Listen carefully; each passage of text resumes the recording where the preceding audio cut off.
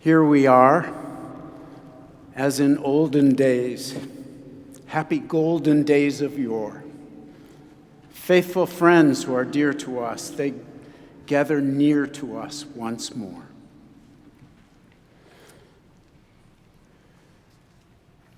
We met and we lost a lot of people last year, but it was just yesterday morning that an amazing Bay Area observer of events and emotions, Joan Didion, died. You can pick up any one of her books of essays, open it anywhere, and you'll immediately get a vivid glimpse of the world around or the mysterious world within, all in deceptively matter-of-fact language. Joan Didion said that it started when she was 5, when her mom told her to stop griping and handed her a spiral notebook in which she might express herself, and that she has done into her 80s. And speaking of notebooks, when my favorite barista, Aaron, mentioned their spouse, I first thought, can't possibly be so young. How long have you been married? How'd you meet? I started asking the typical questions we might ask when planning a wedding here at the Cathedral Church. And I guess I'd just seen the night before the remake of West Side Story, so it was kind of gooey and romantic. Anyway, I was curious. 2 years married. We were really good friends in high school, and at graduation we found that we'd started something worth pursuing. Alex was headed off for college in another time zone. We wanted to stay in touch, but we wanted it to be special, different from our friends who were just texting and FaceTiming. We did do that a bit, of course, but I got the idea to write a little something every night about my day, about my feelings, my questions, my fears, about my love for Alex, and about my hopes for us. Wrote it all every night just in a regular college composition notebook. Usually quick thoughts, a dream I'd had, a song, a moment, something I suddenly realized. Next time we could be together, I gave Alex the notebook to read. I did it again and again for 4 years. Now we're married and living together, and everything, of course, is live and in person. Aaron said they still occasionally take a peek at those wrinkled and smudged pages and have a laugh or marvel at those past moments of wondering and hoping, of struggle, of dreaming and doubting, deepening and delighting in love, in learning, and in appreciation. Now, all of these stories tonight, and actually the whole wonderful, crazy Bible full of stories, are pretty much like those notebooks. Little scrawled testaments of love and tenderness. The Bible is really one big bunch of love stories, like Valentine's, not operation manuals. They're pretty low tech. They started as campfire songs, parables, raw prayers, and sayings with deep truths behind simple, matter-of-fact language.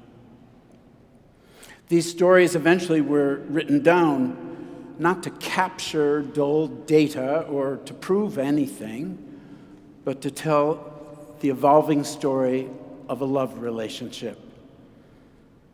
Heart to heart, from the eternal and ever-present divine heart into the trembling hearts of humans.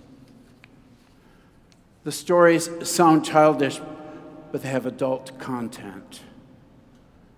They're adult dilemmas. God said, "Where are you?" "Hiding." "What's happened here?" "She did it." You know the rest. Maybe you have your own actual journal or notebook or diary, maybe even a video log, or at least like me, the virtual notebook of our heart. These record our unique stories of loves and longings. And maybe perhaps the stories of Christmas, the kind we each remember, the hopes and fears of all the years, all our years of last year. The Christmas stories are like the rest of the Bible about people who've been suddenly challenged and just as suddenly inspired and empowered. Stories of persons or a society trying their best, trying our best, but often lost, adrift, wandering. And those stories are right along stories of homecomings and arrivals and common undertakings for the greater good. These ancient, sacred, all-too-human stories come with undertones and overtones of our own experience. Dreams fulfilled, other dreams put on hold. Sudden and shocking intrusions paving right over our well-laid-out life plans. Greetings, Mary, the Lord is with you. Uh-oh. Sometimes the biblical characters put words into our mouths. Glory to God in the highest. Other times, they seem to take the words right out of our mouths. How can this be? Absolute bewilderment. Against all odds, tonight we reaffirm our belief in not just absolute bewilderment, but astonishing fulfillment. Do not be afraid. The power of the Most High will overshadow you. This is the language of pure, fierce love, sometimes spare, sometimes extravagant. About 9 months ago, a working mom in the Midwest, Susan Reynolds, published a short essay, and it had this punchline. Once I got vaccinated, the future felt tangible again. But yet, and a lot can happen in 9 months. Tonight, Christmas Eve, with whatever stops and starts we encounter, we acknowledge our shared experience of challenge, right alongside of and outpaced by those breakthrough cases of human kindness, of determination, of mildness and mercy, of peacemaking and goodwill to all. Breakthrough cases of hope, of a tangible future.